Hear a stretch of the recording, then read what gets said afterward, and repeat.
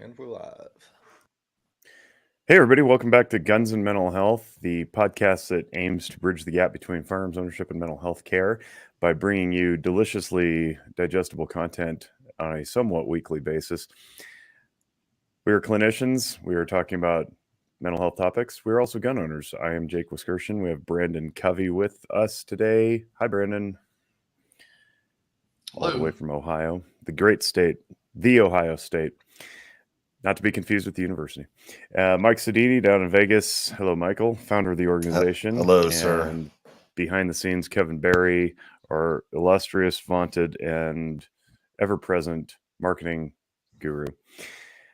We are not joined yet by Eddie Davenport, who is in Canada. I believe he's on in a competition of some sort, and he may join us. And then DB Palmer up in Oregon is doing a family farm cleanup day. So it's just the four of us today. And we wanted to talk a little bit about something that's recently hit the forefront of a lot of people's awareness, I think, with the Surgeon General's suggestion that we slap a warning label on social media content.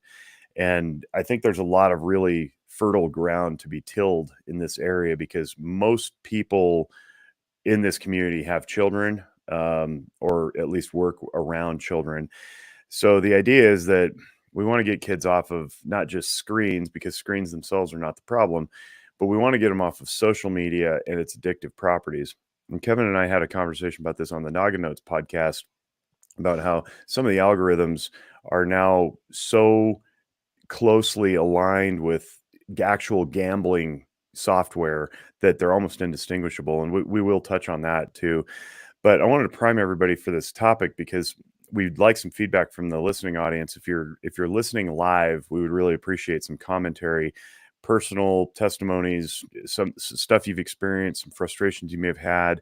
If you got kids in school, and schools they probably have a policy against phones, but really they don't enforce it, something like that, and explain what your perspective is and maybe offer some solutions, because what we're starting to see now is a national trend, and it's very cool to see this grassroots effort emerge. And I'll reference some of the names later, but basically people are trying to stop their kids from having 24/7 unfettered access to the internet.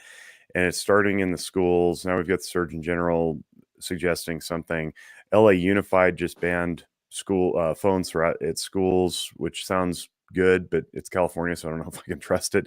The Clark County School District here in Nevada, which is our largest school district and like the third largest in the country, also banned phones. My own kid's school banned cell phones this past academic year at my suggestion, and I will take credit for that.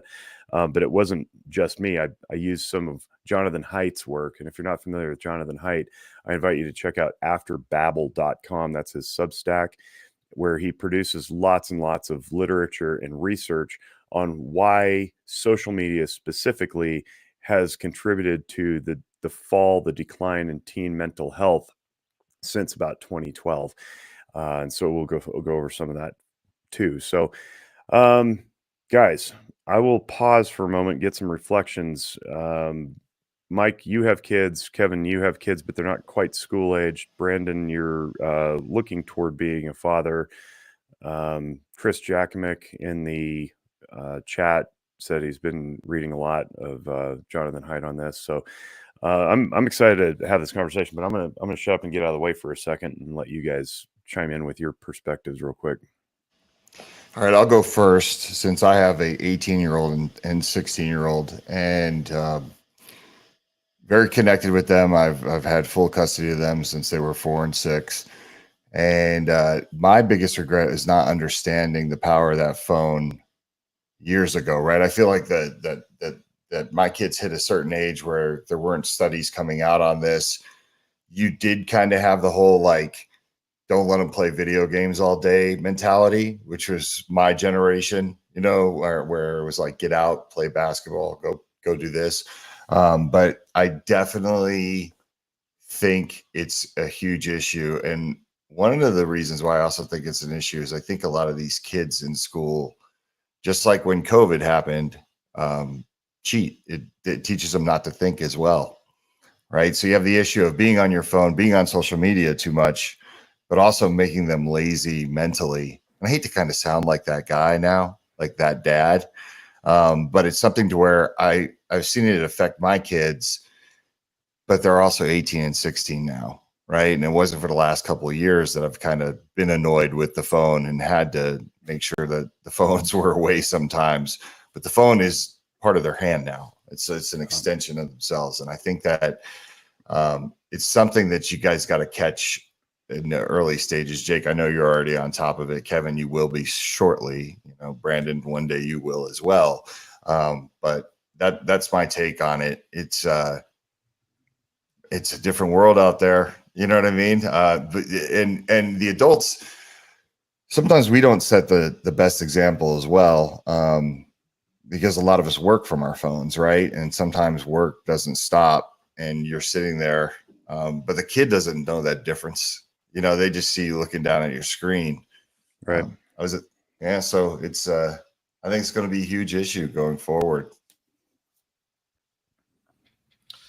Yeah, if I can jump in, same thing with Mike. I was raised, it was like, don't play video games all day. Be outside. We didn't have smartphones when I was a kid or tablets, but it was mainly the video games. But it was like, get outside, don't do this all the time. You have to be outside, X amount of time before you can come in and play games. But I'm going to be a father in December, which is really awesome. But where I'm seeing a lot of this right now is with some of the teenagers that I work with and some of the younger kids that I work with in my practice. And I think the biggest thing that I've noticed is when I do intake assessments, we do like a thorough biopsychosocial background just to really get to know the patients when they first start to come in. And just like I'll notice right away that it's like, I'll say like, like, what are some of your hobbies? And it's always like video games, or I would like to watch YouTube. Very, very seldom do you hear people like to go outside fishing anymore. When I try to, kind of help parents with like, rewards, try to like, they're trying to correct behaviors. Okay, well, maybe if it's, like you're trying to correct some behavior, you can give them, maybe 10 or 15 minutes more of tech time, something like that. But then what I try to do is I try to get more social time in there. So I'll say like, okay, maybe instead of giving him 15 more minutes of tech time, why don't you give him like, a sleepover with a friend or something like that? And they just kind of look at me, just kind of like, oh yeah, like I never really thought about that. But it seems like a lot of that stuff is just like not heard of anymore. And then another thing that I think is interesting is that in school now, everybody gets, I don't know how it is in all other states, but it's like Chromebooks or some sort of computers. So they're really, and all their work is on the computer. So they're really just faced with technology all day, which we can kind of go back and forth on that, or I can at least, because technology is such like a big part of work now. So it is good to get them acclimated. But when they go home and they're just like go straight to their tablets, it's just like they're literally on these things all day long. So that's just kind of my take on it from what I've seen so far, just working in my practice. Yeah, obviously, I think I've come on this podcast once, been on Noggin Notes twice, so over 3-4 hours of thoughts, since this is kind of my field and expertise. But yeah, it's a challenge. I've helped my dad kind of set things up to kind of keep an eye on my sister, who is in middle school, now in high school, and then thankfully our kids are still not quite there yet at almost 5 and almost 1. But it's a big problem, and I think Mike made a big point of like, look what it does to ourselves. I just texted everybody in this group chat and I said, if you look at this, you failed, because that's a notification on our phone, and some people failed. I did. I failed. I didn't fail. I'm so proud. Yeah, there's a really good point to be made there about the I guess the habituated, I don't want to call it addictive yet, but the habituated reflexive instinct to check when you get a notification, right? And it's like any habit that we have, it can serve for good or bad. If you need to be on point and not missing any messages, staying on top of your work or whatever, that's cool. That's a really good habit to have. But like any other habit, how do you turn it off when it's not necessary or it's downright interfering with your life? And I think that's something we need to work on. And we've got some ideas on how to do that. And I want to reference back to Mike's allusion to adults being on their devices sends a subtext or a meta message to kids that they can do it too, but they don't know how to distinguish work from play. and habit, right? So I think that I know that I have this habit of like, and I've tried to break it, of just going on Twitter and when I'm bored or distracted. And now the going onto Twitter becomes the default. It's almost like I don't know how to be bored anymore, and I don't know how to avoid distraction. So it's like I just default to see what people have posted or what my notifications are. I don't do it as much with Instagram, and I think the reason is because the Instagram notifications that I get are forwarded messages from friends, and I have to watch them, and they usually have audio, and I can't just do that silently in the middle of work or whatever. So I'm starting to notice this about myself, and it's very, very hard to pull away. But as adults, if you're saying do as I say, don't do as I do, you're going to send a mixed message to your children, and at minimum, you end up being inconsistent and losing credibility. At maximum, you invite a fight because they aren't going to understand how you delineate when it's okay for you to be on your device and not them. And I'm not even sure you would know how either if asked, right? And that's why I love the word intentionality. If we have good intentionality, meaning knowing why we do what we do, then we can be in charge of our decisions rather than just unconsciously functioning through life. I mentioned Jonathan Haidt earlier. I'm going to hold up this book called The Anxious Generation. It just came out a couple of months ago. Haidt is how you spell Haidt. And his Substack has all the data and the literature, but the sub headline on The Anxious Generation with the subtitle is How the Great Rewiring of Childhood is Causing an Epidemic of Mental Illness. Essentially, what he's arguing is that it's not the 1990s anymore, and we don't know how to go have outdoor play. And part of that is the parents have been wired over time with sensationalized headlines and shock value, splashy things, and fear-based media to think that the world's a scary, dangerous place, when in reality, statistically, it's actually the safest it's ever been. So although we did have a rash of crime in the 90s, it mostly afflicted inner cities. It didn't really afflict the suburban population. And then it went back down anyway. We don't have kids being snatched off the streets. We don't have Halloween candy being poisoned. We don't have lots of things. And part of what Haidt's arguing is that kids need to have broken arms. Now, we don't advocate for kids to break their arms, but the data suggests that emergency room visits for broken arms, quite literally, have declined precipitously in the last 12 to 15 years because kids aren't going outside anymore. They're just not engaging in activities that push them out of their disequilibrium and into something that will help them grow. Chris in the chat referenced Michael Easter, and I'm guessing you're talking about the Comfort Crisis book that he came out with. And that's basically what Haidt is arguing too, is like we've just all become very, very comfortable such that we don't grow. And when our children don't grow, they become stagnant.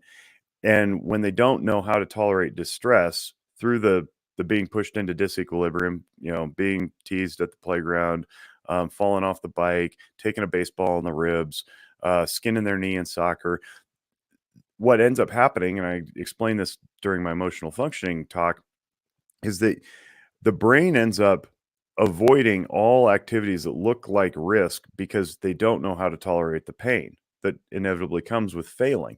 So now they become super coddled and they don't know how to tolerate risk, so that when risk comes along, they'll avoid it. And if anybody dares run afoul of their coddling or their protective environment or their comfort, they throw a fit. And I think this leads into a conversation about how our society has become very, very intolerant of distress overall. And we end up throwing fits as adults to get what we want because we don't know how to tolerate distress, because we were those kids not too long ago who just simply aged. We didn't actually grow. And screens are a big part of this because screens give instant gratification. Screens are customized to you. You can customize them, or the algorithm will customize your feed based on what you've clicked on in the past. So there's really no incentive to get out of the echo chamber. And I think this is where I want to kick it off to you guys to say, well, how do we in our own individual homes combat this kind of stuff? Because I'm pretty confident that as much as I love Vivek Murthy's idea about slapping a warning label on certain social media and software or whatever, much like the Surgeon General's warning on cigarettes, that's a virtue signal. it's not going to do any good because it doesn't do any good for cigarettes. Kids still smoke cigarettes. It doesn't do any good for gun-free zones, as we know, because people still get shot in gun-free zones. So the label itself doesn't work. But I do tip my hat to him for at least starting the national conversation about how important it is to intercede in our children's access to these things. So let's start with Brandon. Brandon, clinically, you mentioned that people come in and during your biopsychosocial interview, just like when I do mine, you ask for hobbies and interests, and they invariably say video games or scrolling YouTube or whatever. How do you, when it's necessary, have a conversation about the importance of that, not just suggesting, hey, a reward could be a sleepover, but how do you work with the parents and the child, because the child's at the center of this, to have them realize that they're not necessarily going in the most healthy direction by simply doom scrolling, by staring into a static screen that requires nothing of them other than to click a few buttons? How do you do that? Yeah, I think the root of that is kind of a treatment plan for anxiety. And the reason I say that is because I'd say most of the times when I, I'm working with kids like this, there is some sort of social anxiety because they are so ingrained into technology. So what I Absolutely. like to do is just really talk to them about that, really talk to them about getting with, and this was actually one of my takeaways for another episode that I've since started to integrate. But I encourage them to get with other, once I get their buy-in, I encourage them to get with other like-minded parents, just to try to get their kids to interact with each other, to go out to, whether it's like Sky Zone or which is a trampoline park here, or just like some sort of like outside thing, some sort of a campground sleepovers, just to really help them hone into those social skills. And I think what a lot of it comes down to is exposure. Like when it comes to anxiety, it's really, if there's something that makes you anxious, you have to eventually expose yourself to it if you want to get better. If I have somebody that comes in that says like, I'm afraid of clowns, I'm going to have a gradual treatment plan to where eventually they're going to be face to face with a clown. So I know that's kind of like a far stretch there, but essentially just kind of like exposing them to get out of their comfort zone is kind of like where I like to take that approach. So you wouldn't necessarily force our podcast on those people because we're a bunch of clowns and that might scare them. Is that the idea? Right. Exactly. Yeah. By the way, for those of you who don't know, Chris Jakomick, I know because he lives in Las Vegas. So does Mike, and Kevin lives in Reno. If you're not from this area and you've never made the drive from Reno to Vegas and driven through Tonopah, Nevada, there is a clown motel, and it is historic and nationally known to some people. And the whole theme is clowns. And if you don't like clowns, you are in for an absolute nightmare. If you do like clowns, you're going to love it. And if you're ambivalent like me, it's just kind of weird. But if you ever manage to money in the world, they'll stay a night there. If you manage to get to Reno or Vegas and you want to take that drive, it's exactly at the halfway point in the trip. So it's like 3.5 hours from either end. Go visit the Clown Motel in Tonopah, Nevada. They have an A&W there too, so you can have at least some, a decent burger and some good root beer. Anyway, I like the exposure idea. For me, when I see this presentation come through, it's like sometimes I'm talking in a foreign language because they're already so ingrained. Now, with parents who are like Kevin's got kids Kevin's age, it's a lot easier to say, hey, just don't let them have access. But Mike, you're fighting a different battle with your daughters because you turn around and it was too late, right? It was already ingrained. What's Way that too been late. like? I mean, is it just dead on arrival or what? Yeah, I mean, it's funny. Within the last 2 years, there was a couple times that I actually took their phone away. And I'm not kidding you. Like, especially my older one. My younger one, she's a little bit more like whatever, but it was like taking crack from a crackhead. Like the response, No, right? no. And then it became a decent threat if I needed him to do something, because I would be like, hey, listen, hand me your phone right now. I need you to go do this. I'll give it back to you when you're done. So it was like, you don't have to take it away. I'll go do it right now. You know what I mean? So it worked out. But I will say this, I completely failed as a parent when it came to the phone thing. And there comes a point where the ship kind of sails. And I will tell you, on the flip side of it, my wife is an amazing woman that I'm very jealous of when it comes to the way she treats a phone. And the insecure Mike from days ago, right, from years ago, would have looked at her and thought she was being shady or was ignoring me. But then when we started dating and she moved in, I would watch her put her phone down and not look at it for 6 hours. Right. And I was like, wow, like what an awesome thing to be that detached from your phone. Now it becomes very frustrating as her husband sometimes because I know I can't get a hold of her. So like if she sends me to the store, which is always a game of like, see if you can read my mind, like Heartbreak Ridge, the gunny, you know, she's like, I need you to buy this. And then I go to the store and buy it. So I'm at the store and I want to get a hold of her. The convenience has always been to message my daughters, right? Because I know they're glued to their phone. So I can go run and tell Vicky to go grab the phone. You know what I mean? So I'm able to use it to my advantage in certain ways. But I definitely would love to go back and had set some boundaries on social media and, you know, the phone in general, because my daughters are just addicted to it. You know, I have 2 beautiful daughters. They look like they're in their late 20s. Their phone and their social media has become a part of their identity. I mean, my daughter came into my room the other day and I kicked her out because I told her to grow up because she said, "Hey Dad, let me get into your Instagram." And at first I was like, "What, is yours down? Are you trying to check out something?" And she goes, "I need to block somebody from seeing your page." And I said, "For what?" And she goes, I'm talking to this cute guy. You know, she's 18. So I'm talking to this cute guy, and you have some horrible photos of me up there. I was just like, grow up. You know what I mean? I said, get out of here, grow up. But think about that. Like that's something we never would think about to even do with our parents. I would have gotten killed for that. Like being that the nonsense. So, you know, this is real, and I would encourage anybody right now. And like I said, Jake, I know you're on top of it because you're working in it real time. But let me ask you a question about your kids. When they're out shooting or they're out playing baseball, do they even ask for their phones? Do they even think about it, or you have them? They understand the boundary there. My kids don't have phones. Oh, I thought you do have something for them that you let them. No, they're not going to have okay. phones until they can purchase them on their own, and I can't say no. Like if they get a job, which won't be till 16. I mean, I guess Elijah could save his $5 a lawn mowing money to 200 times to get $1,000 phone, but then how's he going to pay for it? Like I'm just not signing on the contract. And so you don't even have, I mean, I know you have a video game system in your house, right? I have an 8-bit NES and I know it's awesome. PS2. It's old school. That's it. Yep. And they do play that, and they have their Chromebooks, right? And they have the little like online stuff, but they know of Minecraft because the kids talk about it at school, and because my parents have some Minecraft thing on their tablets, which it kind of drives me crazy that my parents are just doing that without asking.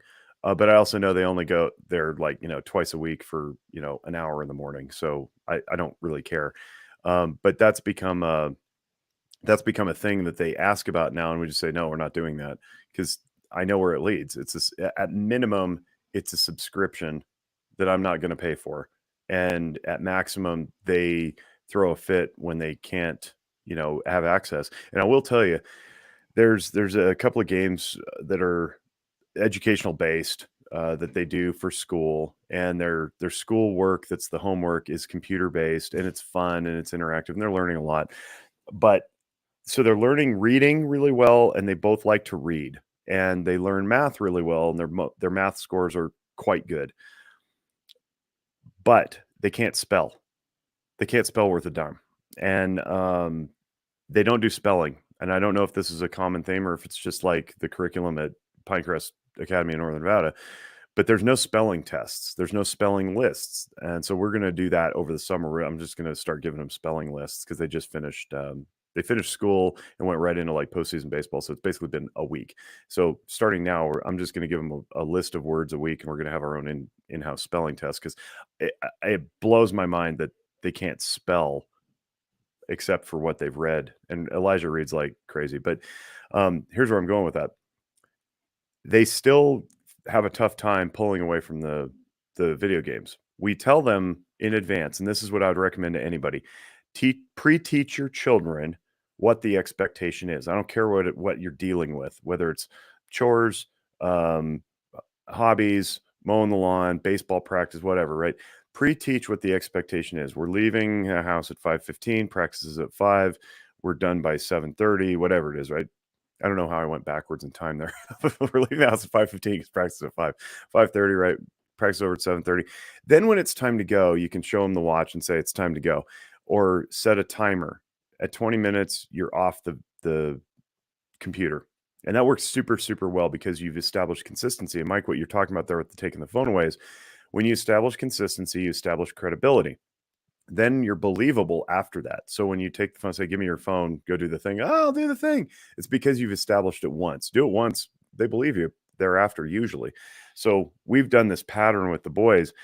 But I will tell you that taking something away from them, they lost, they simultaneously lost computer for a week. They're such better kids. They're such better kids. And I have nothing but my own anecdote. But man, when they're not like itching to get on the computer or asking about screen time of some sort, they're so much better. But no, I'm not going to give my kids phones at all. I'm just not. I know what lurks, and there is no good way to shut it down. At one point, we may have Jeremy Elsmore, who's one of my intern clinicians, who's also a school counselor, come on and talk about this stuff. He managed to lock down his kids' phones, but he's like a super whiz, and he could teach a parent about it. But as soon as you get a firmware update, it's all out the door anyway, and you have to redo it. So good luck, remembering that 6 months later.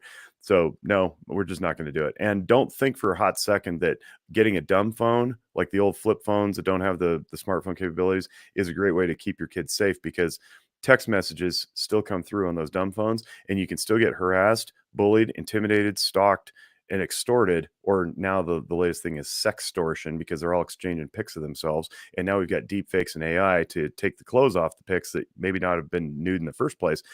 And you can extort or sextort somebody into doing dastardly things. And this is happening all over the place, irrespective of geography or demography, from rural Nevada to urban inner cities, 9 years old through 18 years old. It's disgusting and it's sick. So don't think that just because you give your kids a dumb phone that you're keeping them safe, because they can still be attacked through their text messages by predators, whether those be known to them or unknown.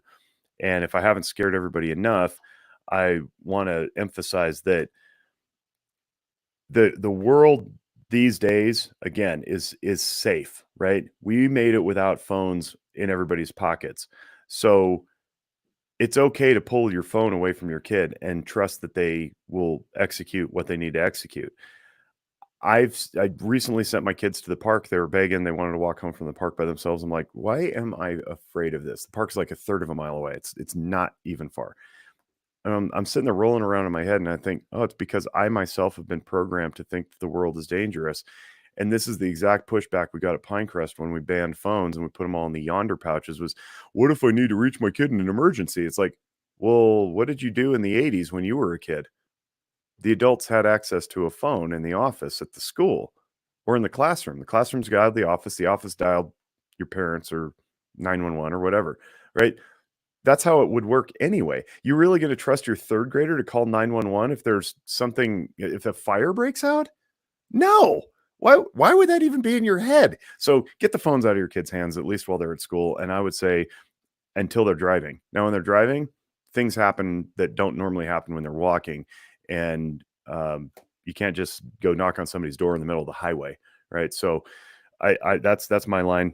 When they're driving, they can have phones, and they're still going to buy them. I'm not going to buy them for them. Jake, I have a question. I'm kind of thinking, we've talked about how social media phones can be kind of a process addiction, and we kind of compared it to like substance addictions with alcohol. Being in the fraternity, I saw the kids that never were allowed alcohol, and then they turned 21 and went crazy. You kind of alluded to around 16. Is there some kind of age range in there where you can maybe better help them have healthy habits with the phone and social media before they're out of the house and just turned loose, or are we Yeah. not there yet? No, absolutely. And I mean, what is Walk the Talk America about? We're about education over restriction. We absolutely fundamentally oppose rights restrictions on the premise of keeping someone safe. And I'll put that in air quotes for the listening audience who can't see this. Keeping you safe through restriction. Okay. Well, we know that doesn't work. There's like 18,000 laws on the books. And I literally think it's that number. Regarding gun control, and guess what? It doesn't work. We still have the same crime stats we had before those 18,000 laws. In fact, it's worse for suicides. Suicides everywhere have gone up in every state across the nation over the last 12 years. So don't come at me with restriction works. It doesn't. So what do? We educate. And just like the kid who's restricted from alcohol until they leave home and go crazy, I would bet that in that particular home that you've anecdotally offered up, it wasn't a process of like, hey, this is what alcohol does. This is why it's not good for your body, because your little developing brain and organs can't process the poison that's inside this bottle. Mine can, with a little bit better effectiveness. Still shouldn't do it till you're probably 25 or 26, but drinking age is 21, whatever. Right. I doubt that conversation happened. I'll bet it was no, not ever, not under any circumstance. We don't do that. Hard line, boom, rigid. Because that's often how we were raised back in the day. Our parents, in retrospect, I can see that many people of my parents' generation didn't either possess the knowledge or the vulnerability to engage a reasonable conversation with an adolescent. It was my way or the highway. Kids should be seen and not heard. And there are rare exceptions to that where people were shepherded through with knowledge and education, but usually the home environment was not where you learn. It was where you followed the rules. And if you don't know why the rules exist, again, back to intentionality, then you're going to be way more likely to push the rules and test them because they don't make sense. So I'm a big fan of explaining the rules to children. You don't have to keep explaining if they keep pestering. You say, I've explained it once. If you didn't understand it, that's on you. We'll revisit another day. But the point is, do what I tell you. That's fine. But you should have reasons for your rules. They shouldn't just be arbitrary, because as we know, as citizens of this country, when arbitrary laws get put into place, we tend to reject them and we go change them later at the next voting cycle or whatever. But we're way more understanding when things have reasonable explanations behind them. We can disagree, that's fine, but you need to have an explanation. So when you say, I'm not going to let you have access to social media, that's a restriction. I am way more interested in educating why social media isn't a good idea to access for the pre-adolescent or the adolescent. That's my line, by the way, and I stole it from Jonathan Haidt, which is wait till post-adolescence before social media, because by that time you've already developed your actual social resilience and knowing how to navigate things, to start applying it to the online social media realm, which is very, very different. It's a totally different beast when you've got anonymous people attacking you and all sorts of stuff, right? So that's my line. But I'm more interested in telling them why that their little brains can't handle the deluge of information that's coming through their screens, and have them invite them to make the decision on their own. Go, you know what, the way Dad laid this out makes a lot of sense to me. They're still going to be curious. They're still going to want to push the envelope. And that's where the parental restriction comes in. You say, hey, I've told you why. I would like for you to choose wisely. And if you don't, I'm still going to drop the hammer. I'll change the internet password. I'll, turn off whatever. I'll cut your allowance. I'll stop paying the bill for the service, whatever, right? We all reserve that right. Now, that all being said, I also understand it's extremely hard for parents, like in Mike's situation with teenagers who have become accustomed to this, to take that away, to implement the boundary, because the kid throws a fit. And if the parents aren't good at tolerating their own distress, they're not going to be good at tolerating their child's distress. And that's exactly what school administrators run into when they say, hey, we're going to close off phones during the school day. And the parents go, ree, because they may have been given the information, they may not like it, but the administrator then folds and says, I can't deal with these cranky parents. Fine. Just let the kids have their phones, right? And that's a really bad idea, because now you got parents in charge of the school instead of the school administrator. And I want to close real quick on this soliloquy with some data that I got from Pershing County School District. Pershing County is about 90 miles east of Reno, northeast of Reno. It's in a town of about 2,500 people. The entire school district, K through 12, has 670 kids in it.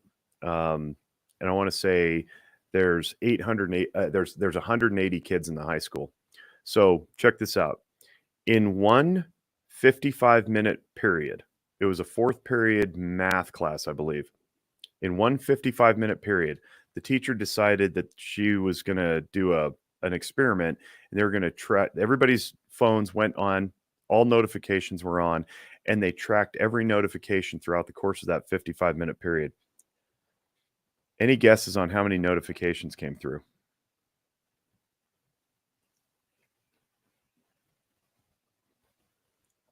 I don't got an actual number. It's got to be something astronomical, though, right?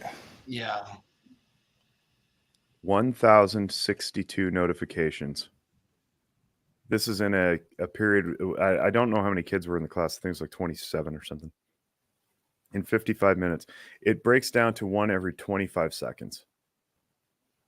How can you possibly conduct learning in that environment when you're constantly being Pavloved by the bell of Snapchat, Instagram, text messages? And then think about, it's not just the distraction, it's the distraction of wondering what you're missing while it's silent. Now imagine if everybody in the school is on silent, no activities going on. You might have some cousin in some other area or some kid at some other school you're friends with, but there's nothing to miss if the whole school is locked down. So that illustrated for me, and this is one little tiny school in a tiny little town in the middle of rural Nevada. One notification every 25 seconds. Now imagine the bigger schools with the urban populations. Like, this is a big problem. No wonder kids are going crazy. No wonder anxiety is through the roof. So, yeah, hope I answered that question. I don't even know what it was, but I talked for a really long time. Yeah, I was. Jake, go ahead, Mike. No, go ahead, Brandon. Now, I wanted to circle back to something that Jake said a while back that I thought that I've noticed as well, and I just wanted to get your insight as to why. So you mentioned a while back that when your kids are not on like tech or they're not on the video games, like they're much more pleasant. I've noticed when, like the parents that I have for the patients that I have, when they ground them from like technology or they withhold it for a certain amount of time, they always say the same thing. Like they've been like so much better ever since, like they haven't been on that. I'm just wondering, why do you think that is? It's really simple. They're not constantly stimulated. The dopamine, adrenaline, cortisol from their brains just disappears. It re-regulates back to normalcy. And I mean, let's face it, like we didn't have phones all around us until 20 years ago. And humanity's been here 40,000 years. Like we're simply not evolved to do this.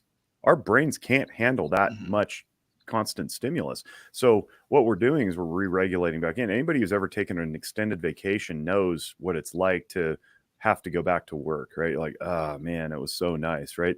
I got to believe that our natural homeostasis, neurologically, socially, psychologically, physically, is not what broader Western culture is. It's not the 40-hour or 50, 60-hour work week. It's not the constant 24-hour news cycle. It's just not. And I think that we're in for a serious reckoning. I mean, the mental health crisis is not going away unless we put a hard stop to all the stimulus we have.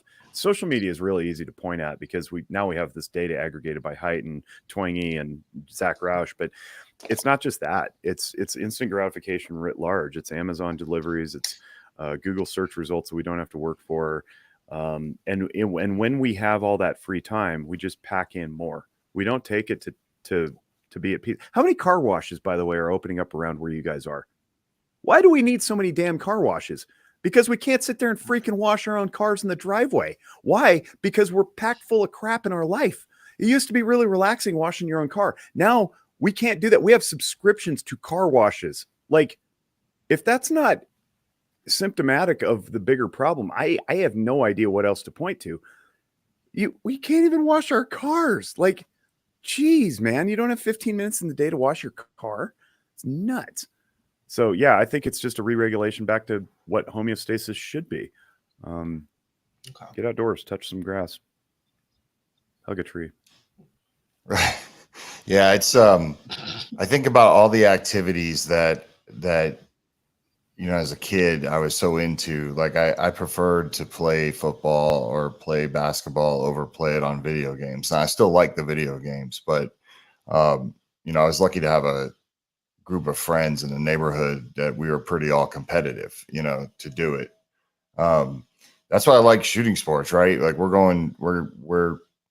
doing this big push to try to get more youth involved and just the industry to really refocus on shooting sports for the youth. But that's something to where I think, when I'm shooting, I never care about my phone. If I go to a range and I'm shooting with my friends, that's one of those things where an hour and a half, 2 hours goes by and I didn't even check, just because it's so fun and you're so focused, but B, it's dangerous if you're not paying attention, so you're just aware out there.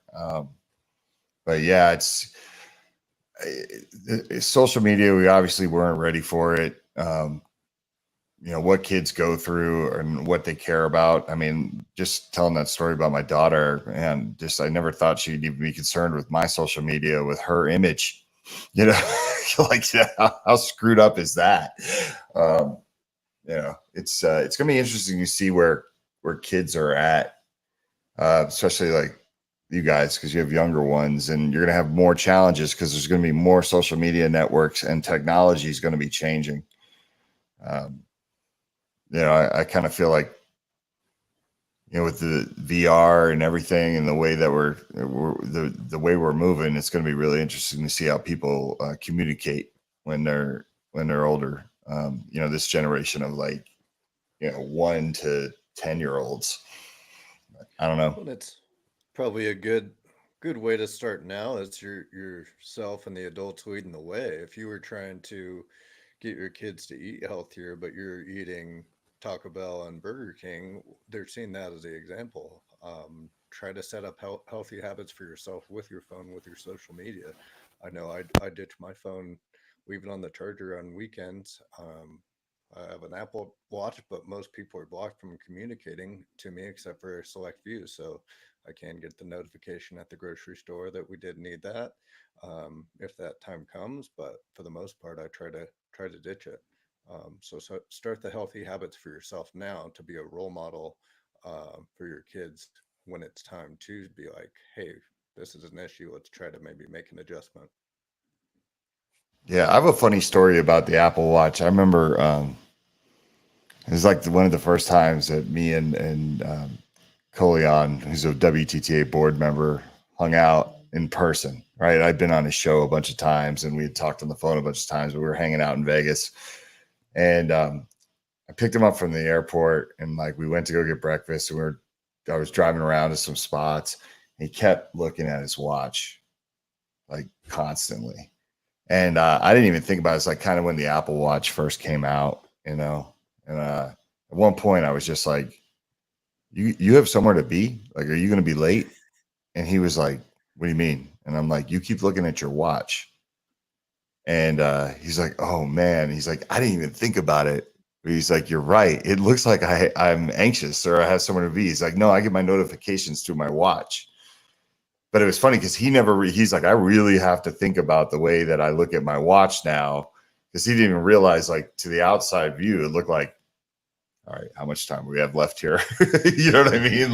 So technology.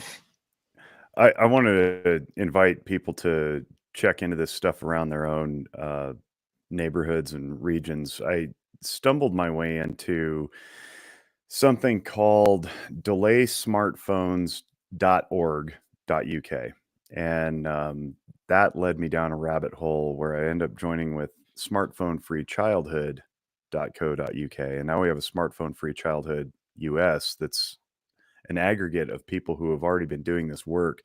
And it turns out there are a dozen different organizations with really good websites and resources. Phonefreeschoolsmovement.org is another one. I'm just scrolling this email thread. There's one in Oregon. There's another one in Idaho. I had no idea that all this existed, and all it took was somebody pinging somebody else and throwing together a webinar from the UK, and a bunch of US people jumped in on. There were like 96 of us on this thread, and it's really encouraging to see so many people. I'm now on a WhatsApp chat that's broken out for the national group for Smartphone Free Childhood US. And then there's one for each state. I'm the only one in Nevada. So if anybody wants to join me in Nevada, feel free. But we're basically talking about how we can go about implementing this in our schools and in our homes and in our neighborhoods. One of the things that I get whenever I give the presentation on emotional functioning, I talk about getting your kids off the phones and off the social media. Parents are like, well, how do you suggest we do this when I'm the only one and my kids are going to be isolated, right? I said, well, first of all, grab other parents who are like-minded, and then you won't be the only one, and then that'll grow. And if their kids are super young, I just say leave them off the phones and say this is a family value. Just work it into your family values and say this is something we do. We're not going to be on social media. And if your kids are older, help them understand. This is super easy at Pinecrest because when we implemented the policy of no phones, all the students agreed after like a week. They're like, yeah, school's way better now. So it's really easy to make that bridge. Say, hey, take some time off.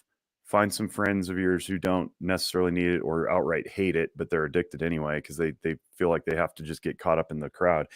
And then you guys galvanize and say, we're going to be a part of this, and we're not going to be on our devices after 5 p.m. or whatever.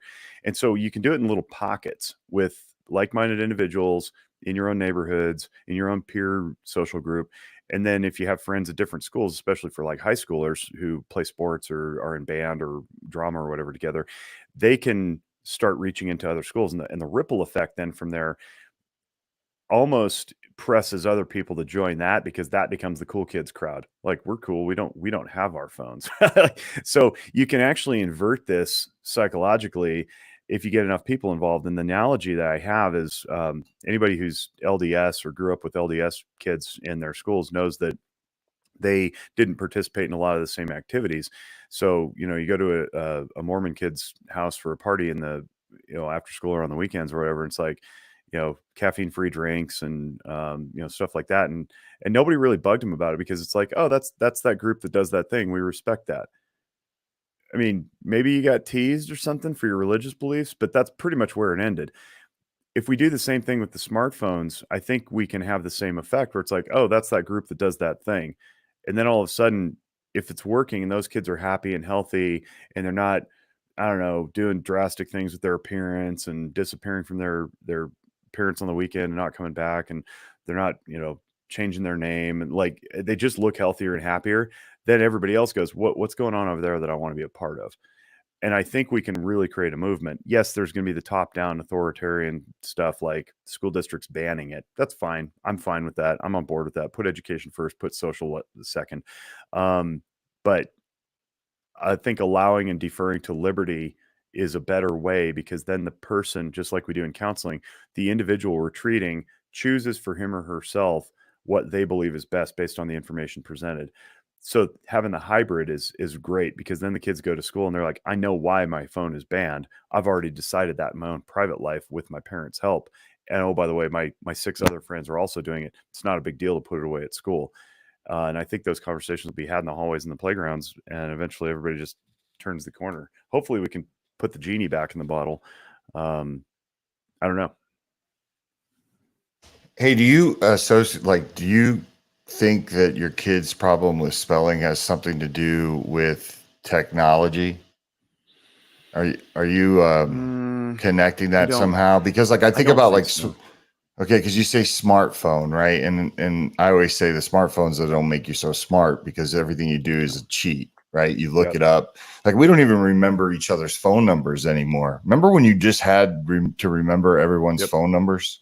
Like, I have friends that don't even know their wife's phone number. It's crazy. Joshua Slocum just made that point yesterday on Twitter. He hosts a podcast called Disaffected that I absolutely love, and he made that point saying we people are wondering how we made it without the phones. It's like we used our brains. Our brains were more useful because we had 25 to 30 numbers memorized. I had my credit card number memorized. I still have my driver's license number memorized. I had everything memorized. And then, of course, technology also leads to fraud. So now I can't afford to do that anymore because every 6 months I'm getting a new credit card because some idiot is stealing it. But yeah, like we just had more brain power, and I think that turns into, I should say, we use more brain power. We still have the brain power, but that again points to personal accountability. I don't want to become so dependent upon devices and technology that if they go away because somebody decides to launch an EMP, that I'm helpless. Like I need to be able to function and do things separate and apart from my electronics. I'm not saying that there's an EMP coming, but if it were, take a cold hard look in the mirror and ask yourself if you could survive or exist for a few days without your technology. Like, what do you do? Can you make a fire to cook food? Like, can you go 4 days without a phone, without contact with your employer? Or do they have you on a leash? Right? I think those are good, sober questions to ask. No, I don't think it has anything to do with the spelling, though. I think the spelling has to do with not having spelling lists. They're just not practicing it. They're not doing phonics. We're doing phonics in the home, but it's coming back, though. I know that phonics is coming back. For about 25 years, we abandoned it for this like intuitive reading nonsense that I don't want to go down that rabbit hole, but I have a strong opinion on English language arts and what it's become and how the pendulum is swinging back because kids suck at communicating. Yeah, I Funny just definitely. when, Mike, when you were Go ahead. sorry, no, I was Let's just all gonna talk say, no, over it's the just top of each other. funny point. Yeah. Right. No, just a funny point that just kind of made me come up. I just counted in my head. There's 6 childhood friends whose numbers I still have memorized to this day that aren't even in service anymore. I just thought that was. I didn't realize Yeah, how I mean, you still had them memorized, but just made me think of that. That's just crazy. yeah, it's something that, like I said, I think smartphones. I always say they don't make you so smart, just because everything is doesn't think you to think through things. It's a gift and a curse, I mean, I've used technology and like YouTube and my smartphone to fix at the time. She wasn't my wife, but it was my girlfriend's TV. I was sitting in her apartment in LA, and literally, like, she was about to throw out a TV, and I just Googled it, and I opened up the back like a meth head and like literally found the solution to fix it. Right. I would have never been able to do that. Like, without the phone and YouTube, I would have been able to, but if I would have had to take some kind of course or someone would have had to show me that. But at the same time, like, I look at like what you said, Jake, with spelling, like that, the fact that you don't really have to remember how to spell words, you can kind of just get close. Yeah, And then, an AI takes over. And you correct the word. Yeah, you correct it. And if you're not really paying attention to how you correct it, you never really learn. Maybe you do. I don't know. But it just seems like it makes it a lot easier not to think or really work that hard. My youngest daughter, we were going through something where we were in with one of our counselors, and there was one kid asking, well, what happens if I fail this class? And I remember she goes, anybody that fails that class is an idiot. And I go, why? And she goes, because it's so easy to cheat in there. I literally go, what if the kid has a moral compass, sweetheart? And she's like, I don't care. You shouldn't fail that class. But that's her mentality, because everything, especially after COVID, my youngest daughter, who absolutely hates school, never got good grades during COVID. All of a sudden she was getting A's and B's. It was a miracle. And then as soon as they went back, she went right back to her C's and D's, What happened? Yeah.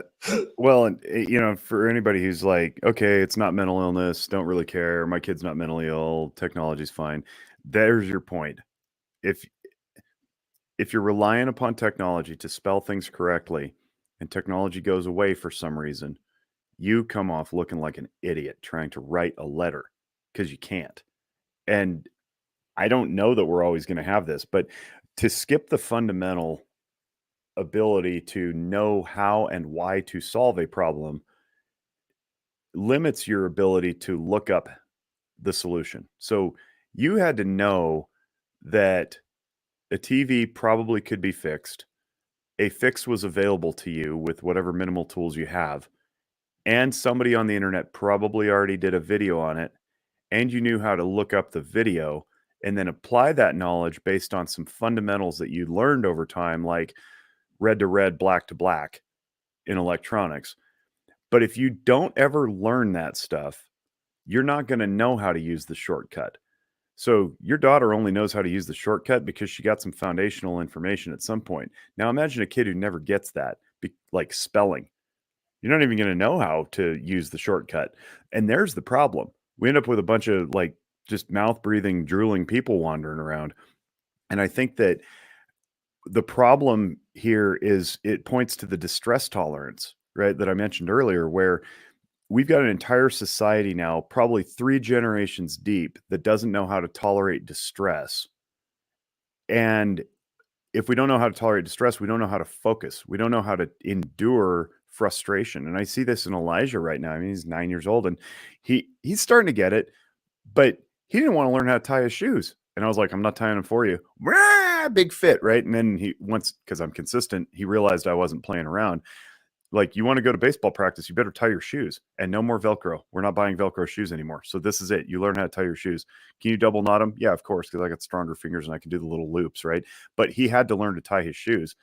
And I'm like, dude, you're 9 years old. It's embarrassing. I was tying my shoes at 7. I'm not doing this anymore. No more Velcro shoes. You're tying your shoes. And he had to push through that fit, that distress of like, I actually have to wrestle with this. It's like, yes, you do. And you're going to have to wrestle with a whole bunch of other things in life to get good at them. So it's really bad. Like it's bad. I'm not going to say just because spelling isn't attributable to technology that other things aren't, but it's a lack of distress tolerance. And if I, as a parent, don't like watching my kid in distress, I'm going to bail him out of it and tie his shoes for him. How long am I going to do that? Forever? I'm going to follow him to his dorm? Or is he just going to keep buying Velcro the rest of his life? And maybe that's where it goes, right? Maybe Velcro comes back in because all of society can't tie its shoes. And they're like, well, why bother? We can just get Velcro. Yeah, Brandon, when you got I mean, I know Jake well enough. We talk all the time, but like, how do you feel when you come across like kids that, I know you're not supposed to say this, but you ever like, oh my God, like this kid's not going to make it, or this kid's going to have a really tough time in life? I can only imagine the people you guys see. Yeah, that happens quite a bit. And it's really a matter of meeting them where they are at, just kind of like really like taking like, like their upbringing, taking, like the role models that they have in their life, finding out like where their development, I mean, going to change depending on the age and everything, but find out where their developmental stage of change is and really just them where they're at and just patience. That's one thing that I've had to teach myself is just a lot of patience. Yeah. Well, and where did you get that? Right? Like we've got a generation now that is completely patienceless. Unless we put a stop to it. Mm-hmm. Kevin and I and you, like, we'll have young kids that we can put a stop to it. It starts with us. Mike's kids are out the door. They're going to have to learn patience somewhere else. We can't unring that bell. But where did you learn it?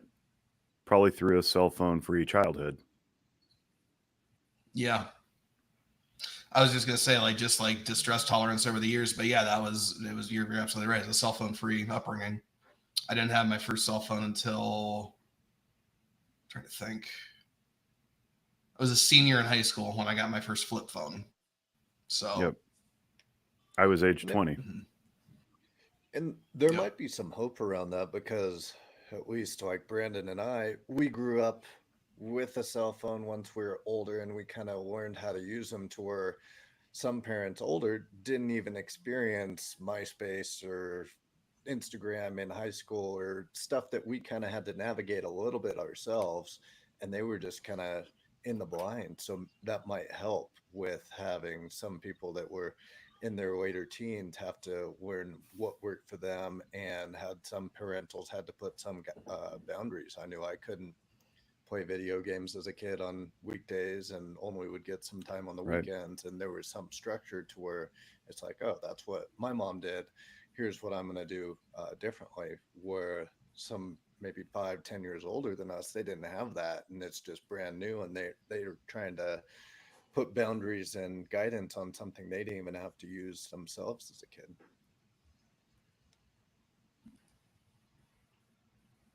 Yeah, that's the biggest fear I think you guys are going to have, like, is keeping up to with whatever technology's out. You know what I mean?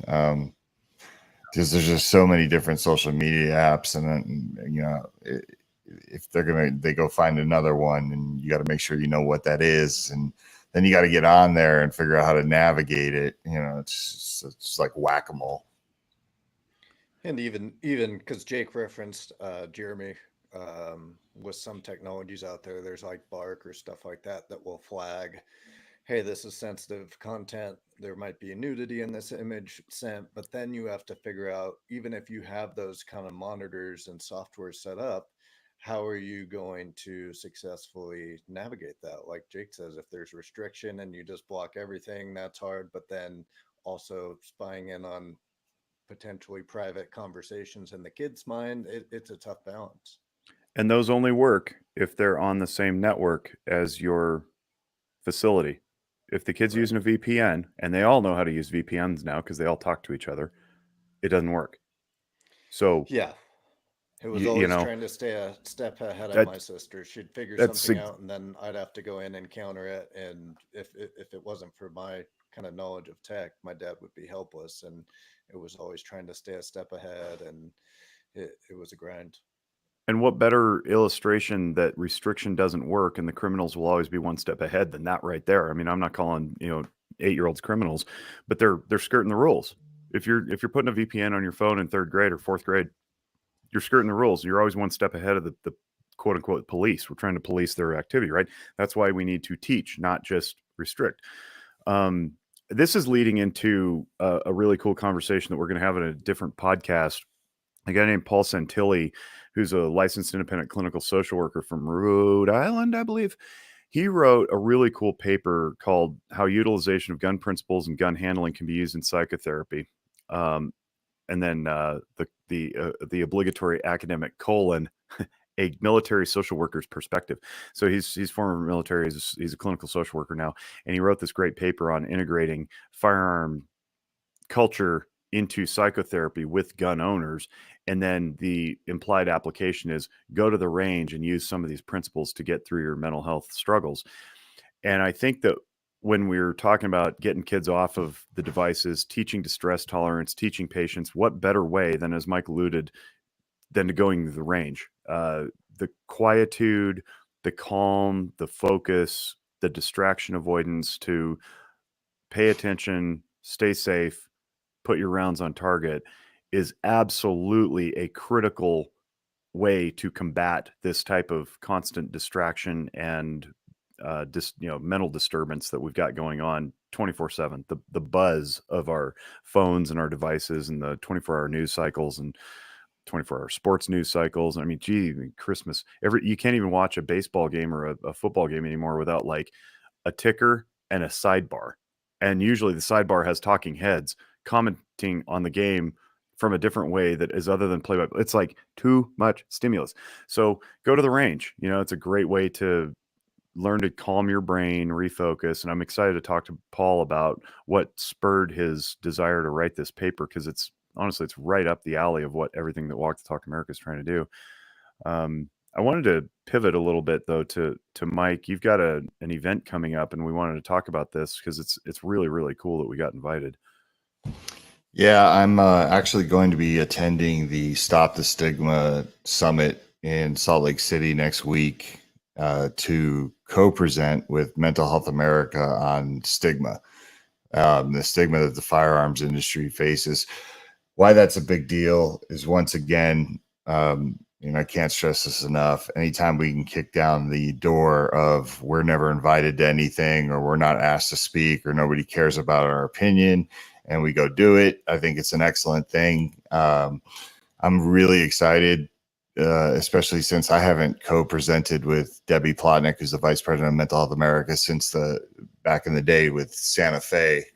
So I'm excited to kind of, take another shot at it, because that was so successful back then. I mean, that was the first time and if anyone's seen that video online with all the clinicians that came up to like bum rushed me at the end of that to further the discussion, it's a pretty cool moment. So I'm really excited about this one to go there and co-present with her and be able to give the firearms industry's perspective on the stigma we face. A lot of people don't think we face stigma. We do. And the stigma, unfortunately, that we face can get us killed if we're not mentally healthy. So I think a lot of people need to understand that. I did a video the other day and posted it on Twitter, X, and on Instagram about coming out of the closet as a firearms owning practitioner and the stigma that I face from within my own community. I want to know, Brandon, I know because Eddie's talked at length about this with being in school. People looking askance at him as the gun guy. What is your story? Have you encountered this at all? Because I don't know that we've talked about your experience too much. Yeah, I think we talked about it briefly, like probably a year or so ago. I really didn't have, fortunately, I didn't really have a problem coming out of the closet as a gun owner, and I never really felt like I needed to. I actually had kind of more of a cool story in regards to just kind of like, I mean, I think everybody knows my story. I've told it on here several times as far as like, I had a break in and then I ended up getting a firearm to protect myself. And then from there, just kind of fell in love with the culture and kind of fell in love dabbling in both worlds. But as I came out, as people like kind of found out about it, I had a lot of people ask me questions. A lot of like the clinicians would be like, hey, like, guns were always like really stigmatized growing up. Like, can you tell me more about them? It was usually like in like a private form, like a text message or like Facebook Messenger or something like that. But I didn't really have a negative experience coming out. I know that a lot of people do, so I'm definitely not saying it's not there. But fortunately for me, I had a pretty good experience with it. That's cool. And it's heartening to hear that that's not always, that my experience and Eddie's experience isn't always the case. I will say that since that has happened, I've attracted a lot more people who are more comfortable receiving care. The problem is that I don't have the capacity to take them all on as patients. So I have to say, hey, I can't take you, but trust my staff because we're all like-minded and we're not going to chase you away with judgmental language. That really works. Not everybody has the ability to do that because not everybody has an agency underneath them with 17 clinicians working for them, but it's working. And I'm really excited and I feel really good about the direction that this is going and the opportunities for more firearms owners to get access to care, and not just firearms owners, but anybody who's in the group, the demographic that clinicians traditionally haven't catered to, which is the political centrists, the political conservatives, the religious, the tough guy professions, and not just tough guys, but like tough guys and girls, because nurses don't exactly go and get mental health care either. And I think that it's good what we're doing by stepping forward and saying, because I struggle also with my own peer colleagues, I get how hard it is for you to want to come into care. Because man, if it's hard for me and I'm doing this, like how hard must it be for you, layperson on the outside? So it's good that people are curious and they're expressing a curiosity, not just an apprehension. I'm glad to hear that. Mike, do you have an idea about what the demographic is that's going to be attending this thing, or who it's targeted?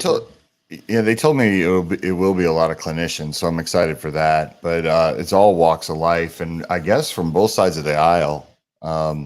Utah is still one of those states where I guess they're pretty civil with each other and they work together, and suicide is their number one issue when it comes to gun violence, right? That's still first and foremost. So I'm excited to kind of get in front of some of the politicians and legislators that might be there too. Judging from Mental Health America's reaction to how important this is to them, I think this is going to be a good one for Walk the Talk America. So, we'll see. But once again, getting invited to stand next to people that we weren't, we never thought 6 years ago that this would happen is pretty cool. And I've been working with Debbie, had about 4 meetings working on the presentation. Not really worried about it just because we have an hour and a half and basically like, she's like, oh, I hope we fill the time. And I'm like, trust me, I got plenty of anecdotal stories that I can tell that are really cool about stigma and bringing people together. And we will. So it's like I'm so less nervous speaking in front of this crowd than I am the firearms crowd. It's weird. I don't know why that is, but I guess it's just I'm so excited to go out there and explain to them what the firearms industry is doing to kind of help with this. Because I know I'm going to get a lot of, oh, wow, I didn't even know you existed, or I didn't know Ruger was doing this and Arms Corps was doing that. So it's always fun. Yeah, it is. And you will not have a problem filling. Debbie, we've had a weekly podcast for 4 years that goes about an hour to an hour and a half every time. Like, we've got plenty of content. That's awesome. Wow. Yeah. And also too, I want to say that I think she has me tentatively scheduled to talk at 2 more events. And then I just got a message from Megan Rainey that wants me on a panel in Seattle in August, which is good, right? Like, yeah, I can't stress enough. Like we're finally getting invited, and we're not getting crushed in these meetings. There's no gotcha moments, or we're not getting set up yet, right? Like, who knows? I might walk into an angry room one day, but I highly doubt it at this stage.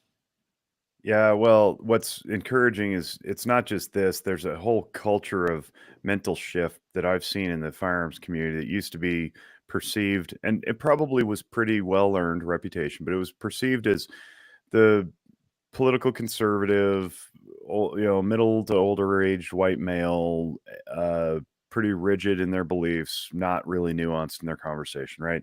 And at the last, was it USCCA? What do you call it? Conference, convention, whatever it was. The conference. I can't. Yeah, but show. That's what it's called. The USCCA show. There were breakout sessions, and Kevin Dixie. For those of you who don't know, Kevin Dixie's a black man who's from Missouri, now lives in Georgia. He's an instructor, and he's a wonderful, wonderful human being. Super, super smart. Really good presenter. Very, very passionate. Very dynamic.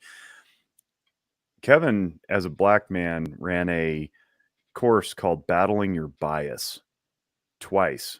And the room was full of mostly white people who not only were open and receptive to what he had to say about bias in race relations, essentially in the firearms community, but also like, what is your bias when confronting a dangerous situation where you might have to deploy your concealed firearm? They engaged with conversation and questions in a humble and contrite manner that indicated to me that they're willing to change their minds. And I think that type of mental shift toward accepting mental health care, accepting that people have biases, not being overly stodgy and rigid in your beliefs and worldview and imposing it on others. Like we're really moving toward the center here and away from the pride for my cold dead hands as the motif by which we defend our freedoms. Like it's way more nuanced. It's way more sophisticated now than it has been, certainly in my 5 years of being around it and into it. And I'm really encouraged by that. And I think it's because the quote unquote other side, the side that defaults to control and restriction over education, is also starting to change its mind because of your efforts. I don't see anybody else doing that. It's you, dude. And this organization has certainly been behind you. It makes you look good because you got a big, nice website that Kevin designed. But you and your ability to communicate clearly the alternative perspectives, and there are more than one, it's not just two sides, I think is helping to bring so many more people together. And honestly, like that's what helps give me encouragement about society as a whole. Because as much as we look and see how we're getting divided into identity politics and subgroups and, all those things, I'm seeing more and more interest in commonality than I am heel dragging. So that's I think that's encouraging, and the more conversations we can have, the more invitations we get from those researchers, the people who publish papers, the better off we're going to be. And I got to believe David Yamani's book probably helped a great deal in that, because he has a picture in there of you on stage with Megan Rainey. Yeah. G-Webs asks, where do our national orgs stand? Would they be receptive to promoting awareness of mental health with a quote rep from an org like WTTA, or leading or including a feed from WTTA on their sites and socials? Some of them are. Mike, you want to address that? Yeah, I mean, when I think about Mental Health America, I think about AFSP, which is the American Foundation of Suicide Prevention, with their work with NSSF. I think about the VA. The VA is come around. So I mean, I think there are USCCA. some. Yeah, I think there's some wins there. I just I think it's just G-Webs. I think it's a slow moving ship. You know what I mean? I think there has to be this trust factor built, because we were so polarized for so long. I think like some of these national organizations are like, okay, Mike's not going to go out there and just call people an idiot, right? And we had some of that. Because sometimes things were, you call someone a baby killer and tell them they're standing on graves. Their reaction is to say you're an idiot, right? And that doesn't help anything. But I think now that you're kind of building this trust that there could be a civil conversation with nuance. Once again, though, we also, I think the huge part of it is just coming with the solutions, like, or at least version of the solutions. Whereas, for so long, it was kind of like, I don't know what the solution is. You have to figure it out, right? Because you're the one who also has the problem. And I think a lot of gun owners were like, why is it my responsibility to end gun violence in Chicago? But now when you say, well, this is the way we approach it in the gun industry, or this is what we're looking at, now that people are listening, because they don't know either. Let's face it. Half the, when you talk about like inner city youth violence, I look at them because I'm like, I've never heard any great answer come from that side. I mean, they'll say a lot of stuff like, we need to follow the data, continue to follow the data. It's like, man, don't let data get in the way of saving a life, But, and also, what are you talking about? Like, that sounded really cool with what you said, but I need something to where you're showing me that you're doing something. Which data? Yeah, like, I don't even know what that means, but I think you're starting to see a change. I would expect in the next 2-3 years, you're going to see, hopefully we're still around, right? But just some of our national organizations really coming together with some of these bigger ones. I mean, keep in mind, it wasn't that long ago. And I hate when I sound like Al Gore, like I created the internet, but I was on the prevents team for the White House for the VA. We all know that. The biggest recommendation that I gave to the VA at the time was you need to get involved in the firearms industry. At that meeting at the White House, there was NSSF wasn't there. Okay. None of these organizations, like there was no gun representative except for Walk the Talk America, myself. Right. And my biggest recommendation at the prevents team meeting was you need to go into the firearms industry. You need to have a presence at SHOT Show. And they said, we can't. Like, that's off the table. And I offered as Walk the Talk America to bring members of the VA the same package I gave to Mental Health America. I will pay for you to be at SHOT Show. This is how important it is. So you just find the vacation time and I'll pay. Cut to, here we are. The VA has got representation at SHOT Show and is standing right next to NSSF and Walk the Talk America. It took 4 years, but it happened. So it's a slow moving ship, and we finally turned it because it's the only thing that makes sense. And most of these organizations outside of the firearms industry, to me, are out of ideas.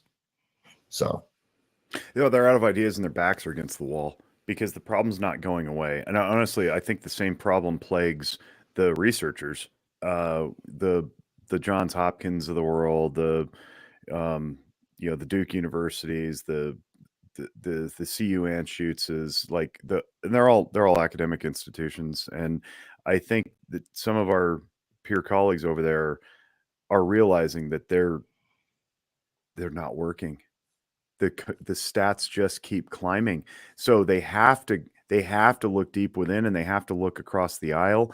And our folks, they're sick of it too. And I think our continued presence in both spaces is eventually going to generate enough synergy to make real applicable solutions work for everybody. And this is stuff it'll be annoying because we're going to be like, we told you about this 5 years ago, but that's fine. That's what consistency breeds. Consistency breeds credibility.